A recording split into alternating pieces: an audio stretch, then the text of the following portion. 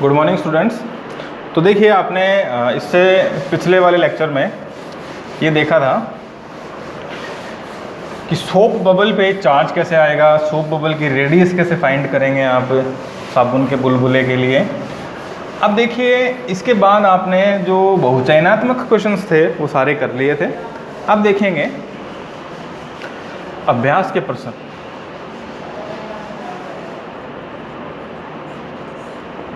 Chapter number 2 के हैं। तो लघुत्तरात्मक क्वेश्चंस पढ़ रहे हैं अपन।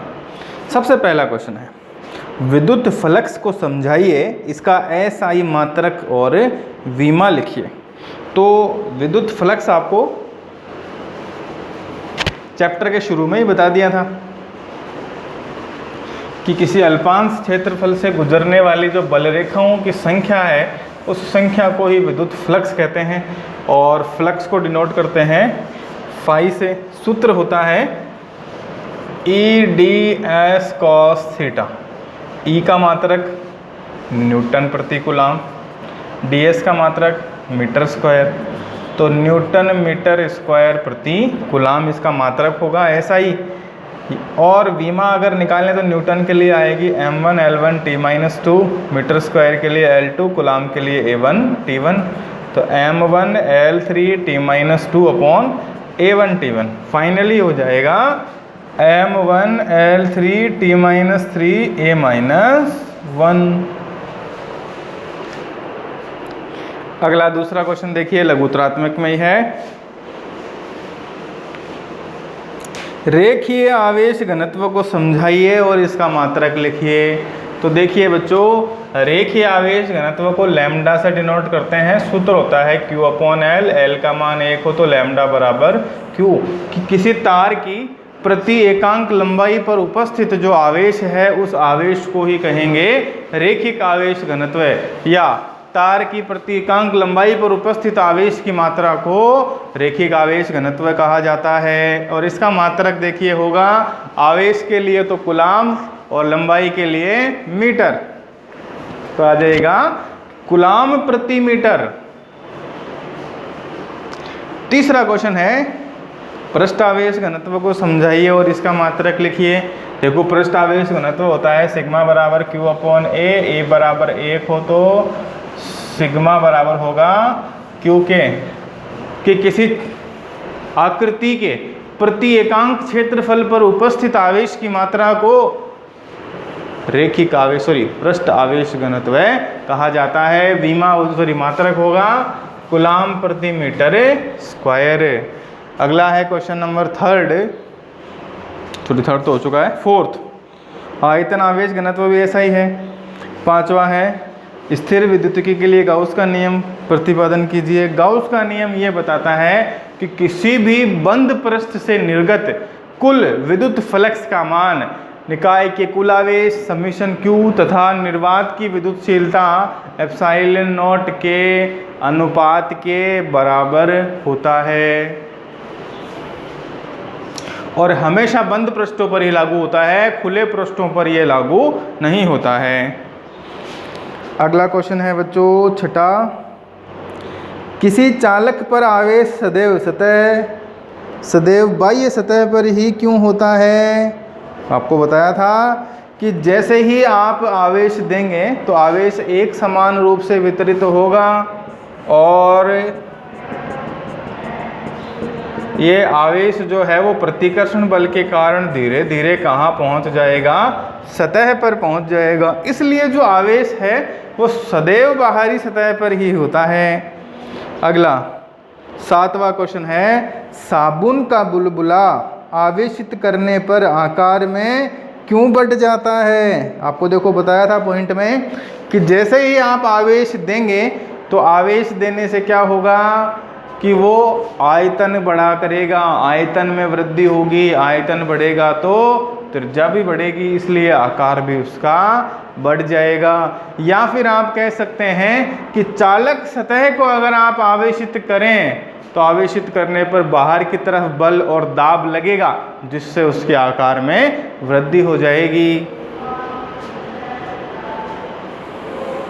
अगला प्रश्न है, 8वां, आवेशित चालक के पृष्ठ पर विद्युत बल एवं दाब के व्यंजक स्थापित कीजिए। आपको बता दिया है पॉइंट ये। इसी तरह से आपको पॉइंट कर लेने हैं। कुछ लॉजिकल क्वेश्चन है जिनमें एक है, देखिए आप एक कार में जा रहे हैं, बिजली गिरने वाली है, तो आप अपनी सुरक्षा के लिए क्या करेंगे? भाई बिजली गिरने वाली है और कार में जा रहे हैं, ये कार है और इसमें आप बैठे हैं और यहाँ पर बिजली गिर रही है, तो आप क्या करेंगे? आपके पास ऑप्शन है कि आप कार को छोड़कर बाहर निकलेंगे, कार के अंदर ही बैठे रहेंगे, अंदर बैठ के खिड़की बंद कर लेंगे, या अंदर बैठ के सारी खिड़कियाँ खोल लेंगे। तो देखिए इसमें होता क्या है कि जो बिजली गिरेगी, बिजली क्या है? एक तरह से आवेश ही तो है, और आवेश को चालक की आवश्यकता होती है और चालक आपकी कार है। तो जैसे ही इस पर बिजली गिरेगी तो हो सकता है कि आपको नुकसान हो जाए, तो आप क्या करेंगे? इसकी सारी खिड़कियां बंद कर लेंगे। तो जैसे ही यहाँ पर बिजली आएगी तो ये सारी कहाँ चली जाएगी? भूमि में चली जाएगी। तो कार के अंदर बैठे रहना ही उचित होता है। अगर कहीं पे बिजली गिर रही है, ऐसा नहीं है कि आप कार को खोल के बाहर भाग जाएं, ऐसा नहीं करना है बिल्कुल भी। कार के अंदर बैठना ही सबसे ज़्यादा सुरक्षित है, क्योंकि कार क्या है? एक चालक आवरण है। आपको अभी पहले इससे पिछले वाले प्रश्न में पढ़ाया था कि सारा आवेश कहाँ होता है? पृष्ठ पर होता है, अंदर नहीं होता है आवेश। अंदर आप बिल्कुल सुरक्षित हैं। अगर कार के आप अंदर हैं तो सारा आवेश बाहर ही है, अंदर कुछ नहीं है, इसलिए आप अंदर बिल्कुल सुरक्षित रहेंगे, बाहर बिल्कुल नहीं आना चाहिए आपको। अगला प्रश्न देखिए लॉजिकल में।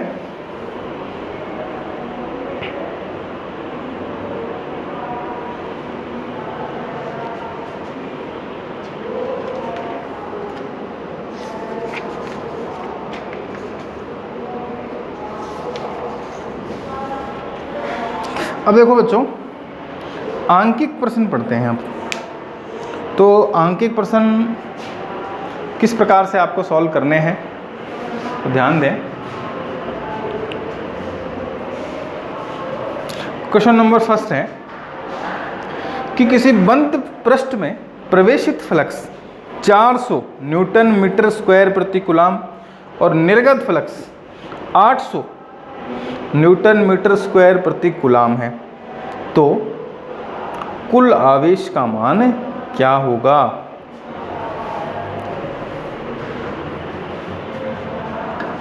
तो ध्यान दें किस तरह से होगा। बहुत ही सिंपल सा क्वेश्चन है ये।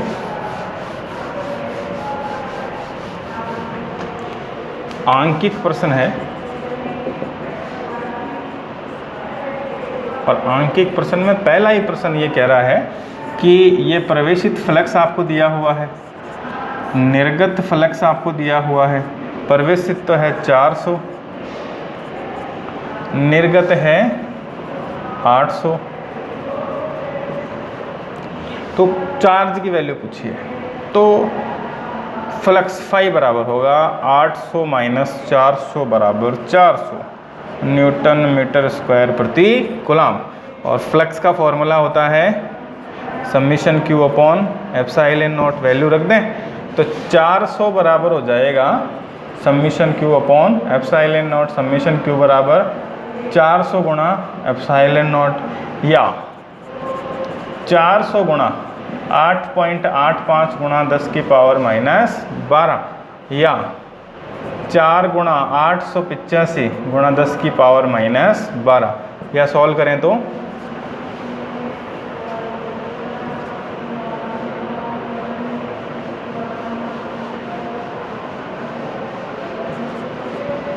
दस की पावर माइनस 12, या 3.5 गुणा 10 की पावर माइनस 9 कूलम, या 3.5 नैनो कूलम। ये होगा पहले प्रश्न का आंसर। इसी तरह का ही देखो बच्चों दूसरा आंकिक प्रश्न है आपके सामने।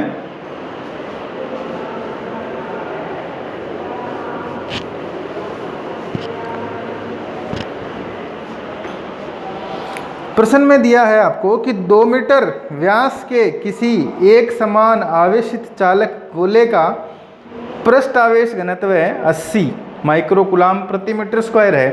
तो गोले का आवेश एवं गोले के पृष्ठ से निर्गत फ्लक्स का मान क्या होगा? बिल्कुल सिंपल सा क्वेश्चन है। आपको दिया क्या है देखो,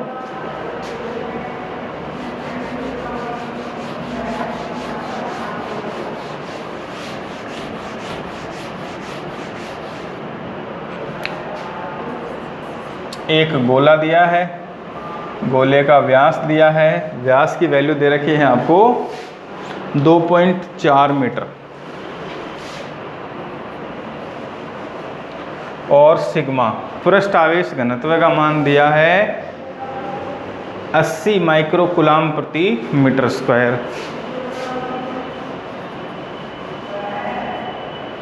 इसको लिख सकते हैं 80 गुणा 10⁻⁻6 कूलाम प्रति मीटर स्क्वायर।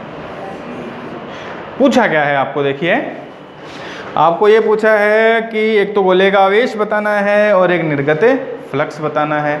तो ध्यान दें, सिग्मा का सूत्र होता है Q/A या Q/4πr²। भाई गोले के क्षेत्रफल का सूत्र तो होता है 4πr²। अब यहाँ त्रिज्या तो गिवन है नहीं, तो त्रिज्या का सूत्र होता है व्यास बटा 2। तो 2.4 को 2 से डिवाइड करेंगे तो 1.2 मीटर आ जाएगा। तो यहाँ से Q बराबर लिख सकते हैं सिग्मा इंटू 4πr²। Q बराबर आएगा, सिग्मा का मान है 80 गुणा 10⁻⁻6 गुणा 4 गुणा 22/7 पाई का मान गुणा r का स्क्वायर करेंगे तो 1.2 गुणा 1.2। इसको सॉल्व कर लेना है, आपका आंसर आ जाएगा। फिर आपको पूछा है फ्लक्स, फाई बराबर आएगा समीशन Q बटा एप्सिलॉन नॉट।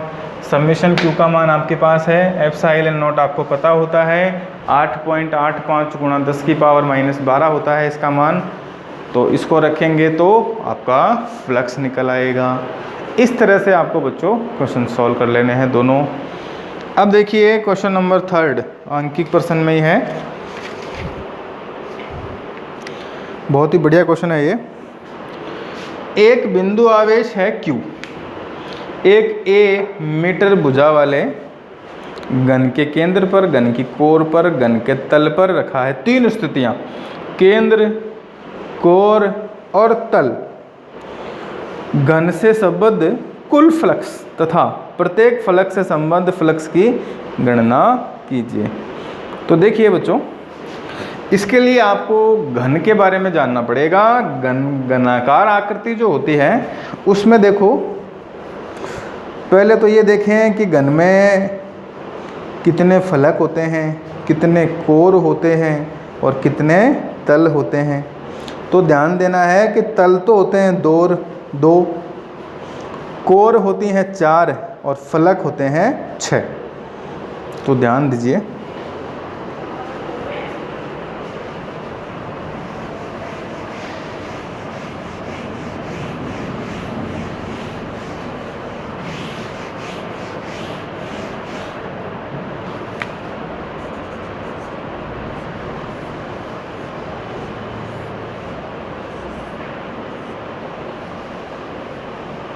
ये घन है, इसमें कोर तो हैं 4, फलक हैं 6 और तल हैं 2।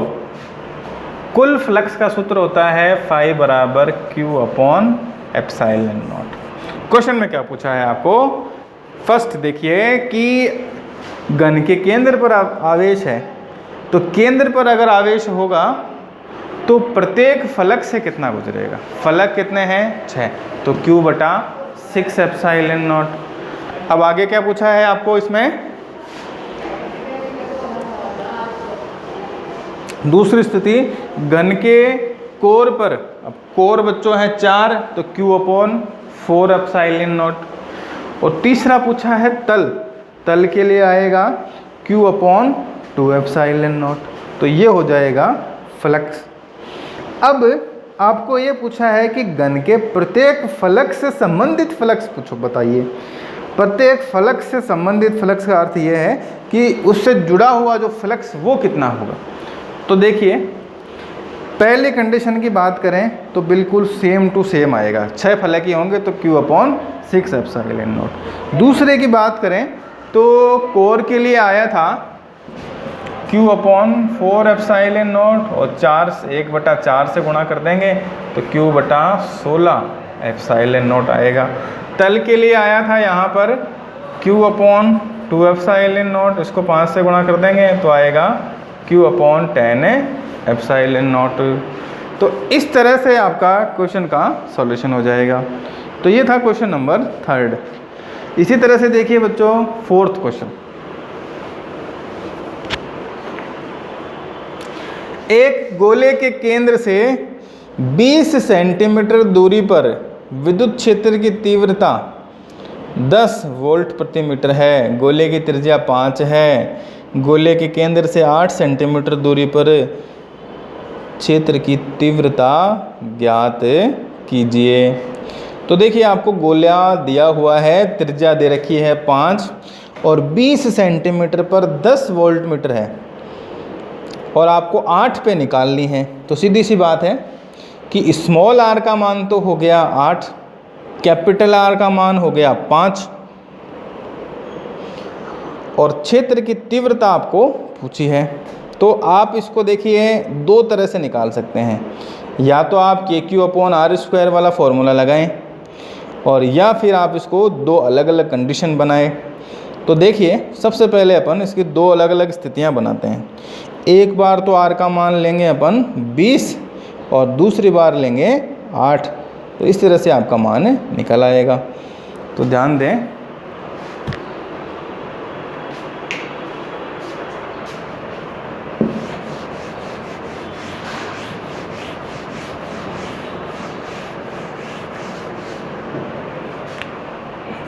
एक गोला है, गोले की त्रिज्या दे रखी है 5 कैपिटल आर और आपको यहाँ से 20 सेंटीमीटर पर तीव्रता दे रखी है जो आ रही है 10 और आपको यहाँ से 8 सेंटीमीटर पर तीव्रता पूछी है।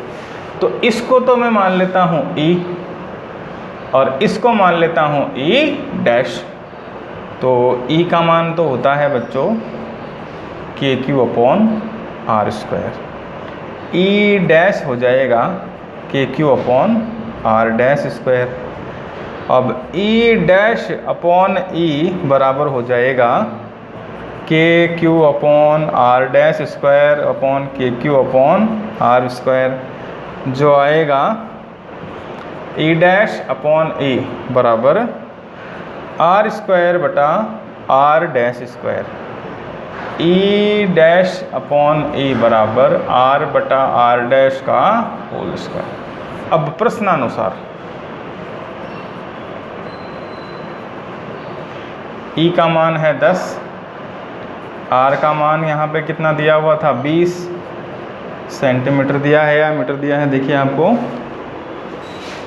सेंटीमीटर में दिया हुआ है तो कर देंगे 10⁻⁻2 से गुणा और R डैश दिया है 8 × 10⁻⁻2। सारी वैल्यू पुट कर लेते हैं। तो वैल्यू पुट करेंगे तो E डैश बटा 10 बराबर 20 × 10⁻⁻2 बटा 8 × 10⁻⁻2 का होल स्क्वायर। पावर से पावर कैंसिल, 10/4 5/2 या 2.5। तो E डैश बराबर आएगा 5/2 का होल स्क्वायर गुणा 10। तो 25/4 गुणा 10 125/2 E डैश। सॉल्व करके देख लें, मात्रक आएगा न्यूटन प्रति कूलम और इस तरह से आपका क्वेश्चन सॉल्व हो जाएगा।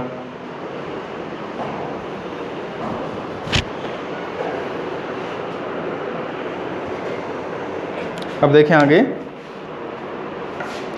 5वां है, एक अनंत रेखीय आवेश 2 सेंटीमीटर दूरी पर 9 × 10⁴ न्यूटन प्रति कूलम विद्युत क्षेत्र उत्पन्न करता है। तो रेखीय आवेश घनत्व का मान क्या होगा?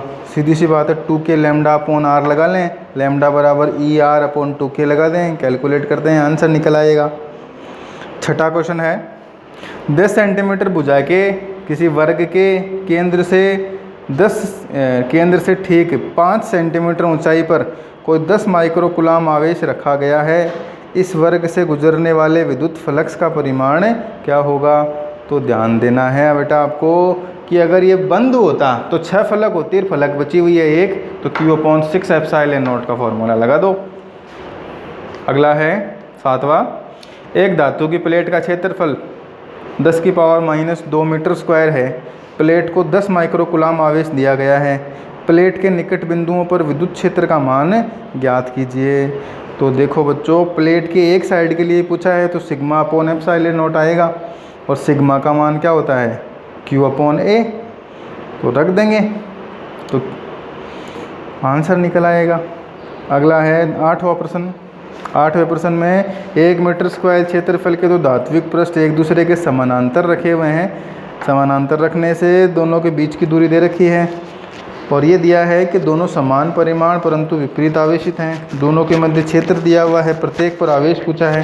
तो आपको तीव्रता का सूत्र σ/2 एप्सिलॉन लेना है बच्चों, यहाँ से Q का मान निकल आएगा। अगला है 9वां प्रश्न है कि एक 9×10⁻⁵ ग्राम द्रव्यमान का एक कण एक समरूप आवेशित लंबी क्षैतिज परत जिस पर पृष्ठ आवेश घनत्व 5×10⁻⁵ कूलाम प्रति मीटर स्क्वायर है के ऊपर कुछ दूरी पर रखा जाता है। कण पर कितना आवेश हो कि इसे स्वतंत्र छोड़ने पर यह नीचे नहीं गिरे? और आपको दोनों बल बराबर कर लेने हैं। 90वें प्रश्न में क्या करना है कि QE = mg कर लेना है। और यहाँ आपको देखो मान किसका पूछ लिया है? Q का पूछा है, तो Q बराबर आएगा mg/E, और E का मान बताया हुआ है आपको परत के लिए σ/2 एप्सिलॉन। अगला है क्वेश्चन नंबर 10। एक XY तल में स्थित लंबी समरूप आवेशित परत पर पृष्ठ आवेश घनत्व 5×10⁻⁻16 है। एक 0.1 मीटर त्रिज्या के वर्ताकार लूप जिसकी z अक्ष से 60 डिग्री का कोण बनाती है से परितय क्षेत्र। भैया आपको देखो यहाँ पर कोण का मान दिया हुआ है, EDS दिया हुआ है, सारी वैल्यूज दे रखी हैं, निकाल लोगे इसे। 11वें प्रश्न में देखो आपको 10⁻³ इलेक्ट्रॉन वोल्ट ऊर्जा का इलेक्ट्रॉन वोल्ट ऊर्जा मतलब कार्य या ऊर्जा दोनों में एक ही बात है का मान दिया हुआ है। इलेक्ट्रॉन वोल्ट को आप सॉल्व कर लें और σ/ε0 का फॉर्मूला अप्लाई कर दें, हो जाएगा। और लास्ट का क्वेश्चन बिल्कुल सिंपल है, आपको कराया हुआ है साबुन के बुलबुले के लिए संतुलन वाला। Q का सूत्र लगाना है चार्ज का, सारी वैल्यूज दे रखी हैं वो रख देनी है, कैलकुलेट कर देना है। तो इस तरह से बच्चों आपका सारा टॉपिक पूरा होता है चैप्टर नंबर 2 का। फिर भी अगर आपको इसमें कोई प्रॉब्लम हो तो आप लोग बता सकते हैं, उसका सॉल्यूशन कर देंगे अगले वीडियो लेक्चर में।